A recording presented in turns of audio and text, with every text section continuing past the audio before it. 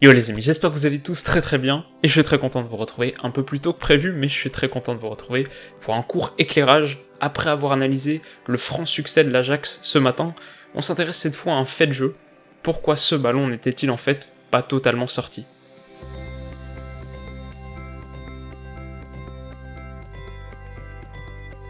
Alors déjà un peu de contexte, on jouait hier soir la 62e minute du match retour entre le Real et l'Ajax, et alors que les Hollandais menaient 2-0, Dusan Tadic se fend d'un troisième but somptueux, mais le problème c'est qu'à l'origine de cette action, il y a une récupération très litigieuse du latéral droit Noussaïr Mazraoui, et sur cette image c'est net, le ballon est clairement sorti, la VAR intervient, et on s'attend à voir ce but refusé. Mais finalement, et à la surprise générale, après 4 minutes de délibération et 11 ralentis, l'arbitre de la rencontre, Félix Brich, indique le rond central, c'est validé. La suite on la connaît, malgré la réduction du score d'Asensio, le Real est finalement vaincu 4-1, et si la qualif de l'Ajax est globalement méritée, ce fait de jeu est un vrai tournant. Comment est-ce que la vidéo a pu se tromper à ce point ? La première chose, c'est qu'elle s'est sûrement pas trompée. Cette image qu'on a vue en boucle est en fait très sournoise, parce qu'elle donne l'impression que parce qu'on voit de l'herbe entre la ligne et le ballon, celui-ci l'a définitivement franchi. Et d'ailleurs, personnellement, les commentateurs britanniques de mon stream ont totalement mordu à l'hameçon, mais en réalité, cet angle est loin d'être le meilleur pour trancher. D'ailleurs, c'est peut-être quelque chose qu'on devrait savoir un peu intuitivement, parce que ça fait quand même un petit moment que la goal line technology est en vigueur pour contrôler si un ballon a franchi ou non la ligne de but, et sur ces actions, c'est toujours une vue deux-dimensionnelle qui est privilégiée, parce que c'est la seule apte à trancher parfaitement.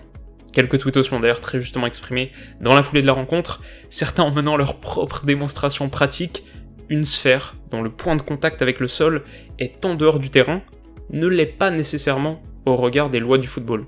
D'ailleurs, et sur le moment, la situation a commencé à devenir de plus en plus injugeable à mesure que d'autres angles de vue ont été mobilisés, comme celui-ci ou même celui-là.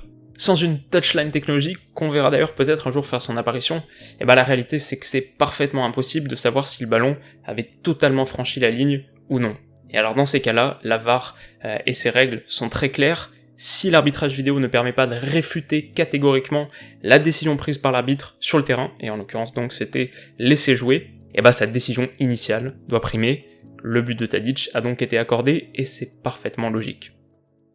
Voilà les amis, c'est la fin de ce très court éclairage. Quoi qu'il en soit, on peut dire que dès son introduction en 8ème, la VAR fait grand bruit, et on y lit les premiers signes d'une transformation de notre sport et de notre manière de le consommer.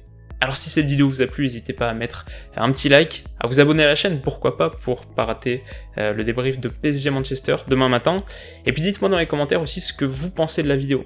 Plutôt pour ou plutôt contre. Personnellement, je dirais que je suis encore assez indécis, parce que mon opinion première sur le sujet était assez négative, ça a un petit peu évolué, c'est un peu plus nuancé maintenant, mais voilà, l'idée définitive est pas encore totalement formée, pas encore totalement mature. J'espère surtout que ça conduira pas à des abus, ou à une fragmentation trop excessive du temps de jeu par exemple. En l'occurrence, on va dire que je préfère retenir le geste de battant de Mazraoui, qui était vraiment très impressionnant.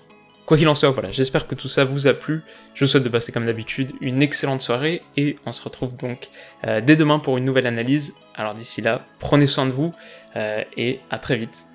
Bisous.